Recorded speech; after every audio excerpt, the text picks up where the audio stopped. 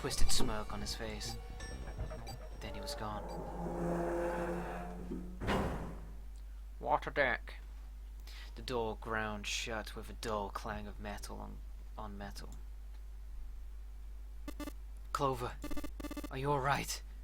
Snake ran to Clover's side as she lay on the floor. Yeah, I'm fine. She climbed unsteadily to her feet and once there leaned heavily on Snake's shoulder for support. Junpei ran to the door.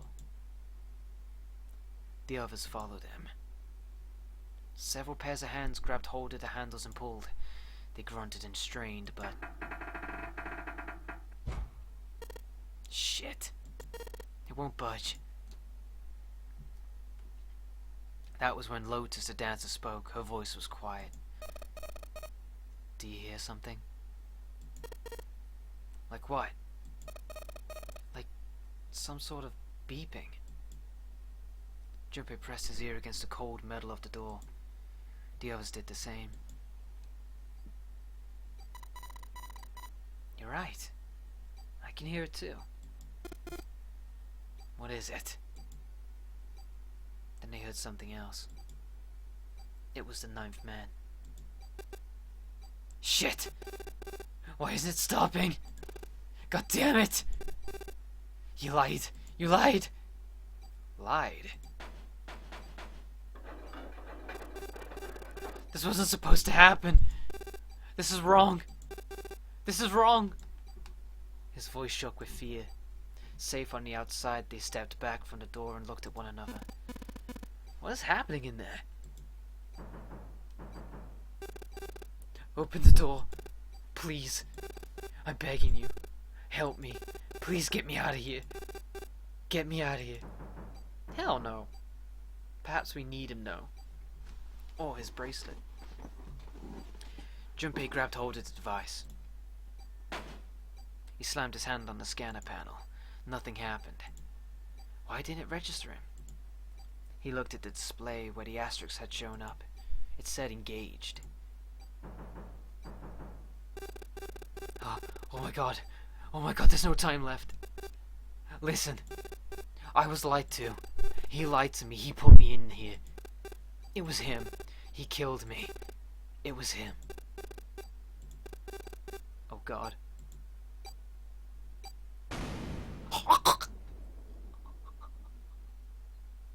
I think he just popped.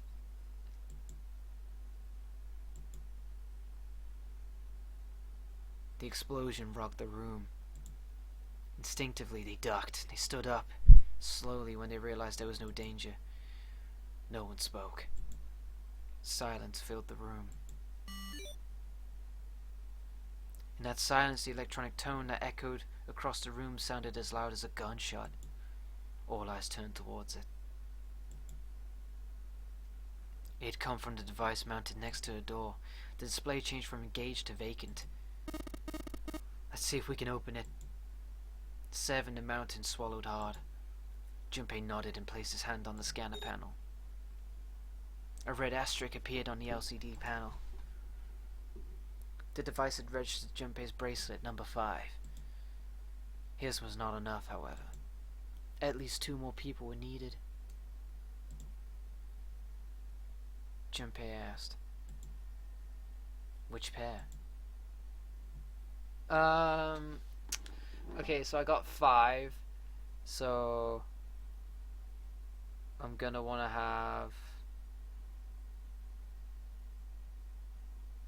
Santa and June, I think. Santa and June? You think you could give me a hand here? The pun was a little too on the nose, but the mood was still grim. Both Santa and June lifted their hands silently. He verified, and she followed suit. They'd fulfilled the conditions. If they were to pull the lever on the side. Are you guys ready? I'm gonna open it. Junpei grabbed the lever and looked back over his shoulder. They stiffened and nodded. Junpei nodded back and set his mouth in a grim line. Then he slowly lowered the lever.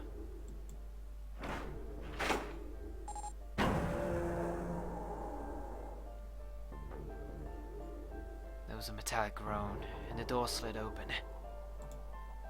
A breath of air drafted out of it, carrying a stench that nearly made him gag.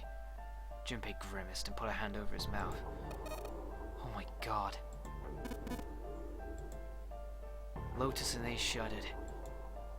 Seven grunted. Whoa, that's pretty bad.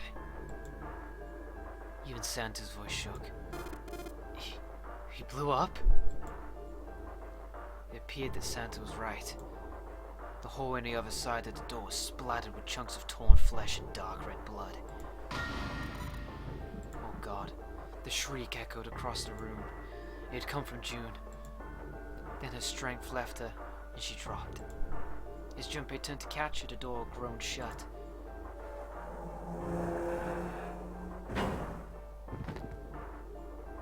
She crumpled to the floor. June, are you okay? Junpei dropped to his knees and put his arm around her shoulders. That was when he noticed. Her whole body was feverish. She was radiating intense heat. What the hell? Where did this fever come from? June didn't answer. Her face looked like wax, and her whole body began to shake. Alright, let's just rest for a minute, okay? You think you can walk? She nodded weakly. Junpei lifted June to her feet and guided her to a nearby chair. Here we go. As gently as he could, he set her down in it. How are you feeling? Are you alright? She nodded as she did, a single huge tear rolled down the side of her face.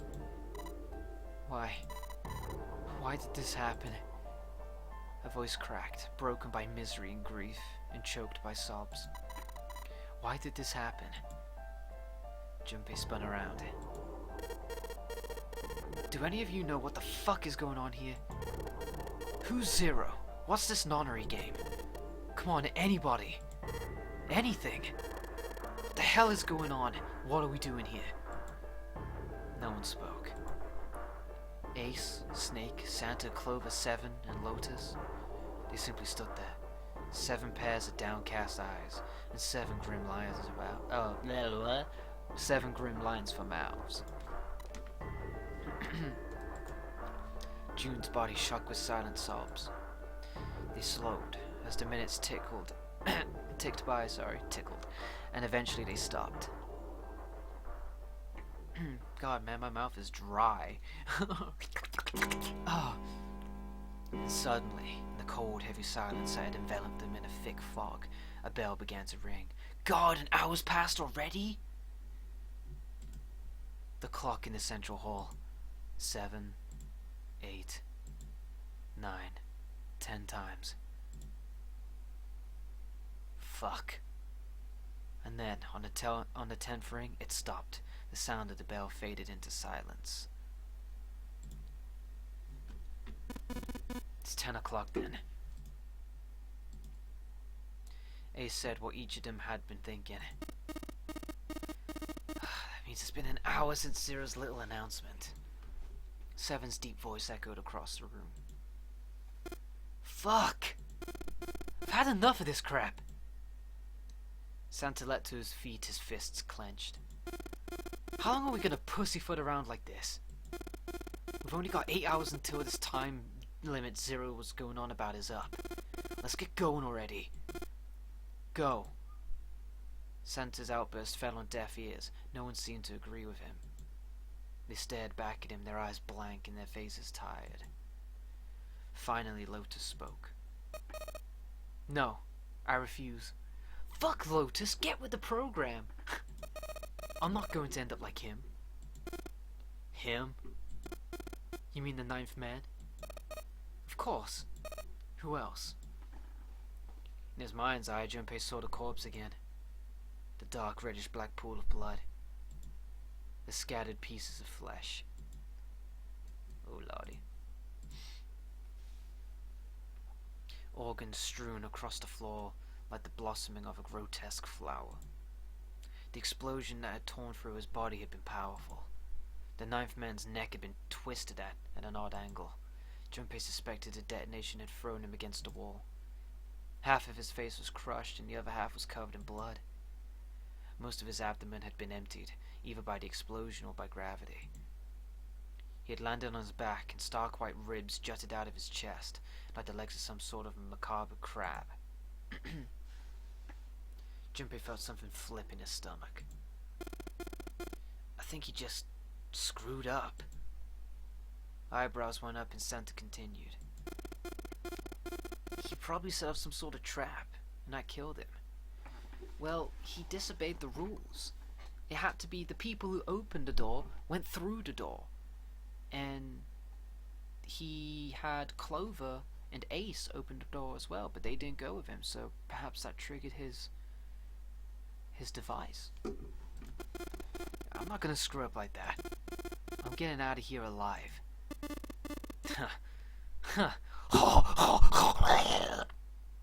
Whatever Snake was laughing at, Santa did not find particularly humorous.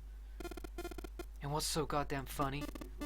Oh, my apologies. You were just so very confident. I couldn't help myself. What the fuck? I think you've mistaken the situation. Huh? The ninth man's death. It had nothing to do with a trap. Or at least not that sort of trap you imagine it did. Then, he broke one of Zero's rules. That was why he died. Quite simple if you think about it. You still don't? Alright. How about you take a moment and think back to what Zero said? Specifically, what did he say about the number of people? Something about only 3 to 5 people can pass through the numbered door. Right? And after that? You've forgotten the relevant part. What did Zero say? Santa furrowed his brow and thought. Junpei fought back. Zero said that everyone who verified had to go through. All those who enter must leave, and all who enter must contribute. Right? I think it was something like that. Whatever it was, it means that groups of less than 3 or more than 5 can't go through. That is correct. A gold star for you, Junpei. Snake inclined his head toward Junpei. The ninth man, however, broke that rule. He tried to pass through a numbered door by himself. That was why he was executed. Then Zero's watching us from somewhere, making sure we don't break any rules. Oh, I'm not sure of that. Why not? Because this execution system is entirely automatic. You didn't notice? There's no need for him to monitor us. What do you mean? Snake looked at Seven with what could only be described as pity and sighed. Very well. I see it must be me who tells you. I've waited long enough, I suppose. I had hoped Zero might spare me the trouble, but that seems increasingly unlikely. He couldn't see them, of course, but perhaps Snake sensed the confused eyes upon him. When he spoke, he gave words to everyone else's thoughts. Do you know something? Well, I know a great many things, but yes. What is it you know? Here. Snake removed a card from the pocket of his jacket. With a flourish, he presented it to Ace, who took a close look at it and spoke. Come on now. What's the point of giving me this? Give me that. Santa snatched the card from Ace, but his expression of disgust quickly turned to one of confusion. Huh? Hell is this? Seven tugged it out of Santa's hands. Huh. I see. The card went from Seven to Lotus, from Lotus to June, and finally to Junpei. He looked at it and understood. This is Braille. Braille, the written language of the blind. The card was covered with small embossed bumps. Junpei could recognize it, but he certainly couldn't read it. Sorry guys, I can't read this. Junpei handed the card back to Snake, who nodded at him with a small smirk. Okay, well that was fun. What's so important about that card? I found it in my pocket. I can only assume it is a message from Zero. From Zero? A message? What does it say? Suddenly everyone was crowding around Snake, desperate to hear what the message said. Santa especially looked as if he were about to grab hold of Snake and shake the answers from him. Snake raised his hand. Calm down now. No need to panic. You don't need to force me, I'll read it. Junpei swallowed hard and waited for him to start. He was not the only one. Presently Snake began to read, his voice calm. His fingers glided over the tiny bumps as he spoke. Bracelet number 2. Since you are not blessed with sight, I shall bless you, and only you, with information. I shall tell you of the function of the red, or the dead, and of the bracelet. The red is the recognition device. It will verify your number. Beside every number door, you will find a red. The dead is the deactivation device. It does exactly what it says. Once you have passed through the numbered door, you must use the dead to stop the detonator in your bracelet. But perhaps you are wondering, what does this detonator detonate? I'm afraid this may be something of a surprise. I have placed a small bomb inside of you, and the people whom you're about to meet. You swallowed it while you're unconscious. I have no doubt that by the time you read this note, the bomb would have passed your stomach and found its way into your small intestine. In other words, you'll be unable to regurgitate it. I suggest you do not try. As I mentioned before, the bracelet on your left hand contains a detonator. Think of it as a remote fuse or timer for the bomb in your body. There's only one condition which will cause it to detonate. That condition is that you enter a numbered door. Once you have done so, the timer will activate, no matter who you may be. You will have 81 seconds. If after that time, the detonator... Wait, 81, that's 9 times 9. Man, it got real hard on for 9s, haven't they? If after that time, the detonator has not been deactivated, it will send a signal to the bomb in your body, instructing it to explode. In order to deactivate the detonator, every person who verified their number at the red must also verify their numbers at the dead. Once all numbers have been verified by the dead, you need only pull the lever at its side and the countdown will cease.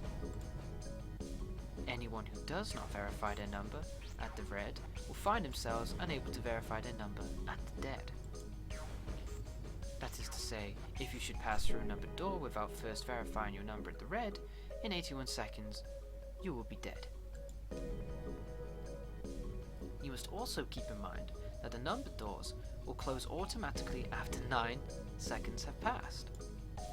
So long as the door is open, the dead will not function. You would do well to remember this. Lastly, let us discuss how to remove the bracelets. There are only 2 ways to do so. 1. You escape from the ship. 2. Your heart rate reaches 0. In other words, once the bracelet is taken outside the confines of the ship or detects that its wearer's heartbeat has fallen to 0, it will shut down automatically. There is no other way to remove your bracelet. If you attempt to force it off or disable the detonator, the bomb within you will immediately explode. This is all the information which I can impart to you. How you choose to use it is for you to decide. If used wisely, you can eliminate those who might be a danger to you. For a time, you would be able to control your fate. I wish you the best of luck.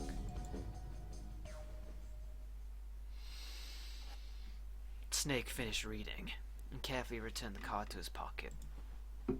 The message had been lengthy, but its meaning was clear.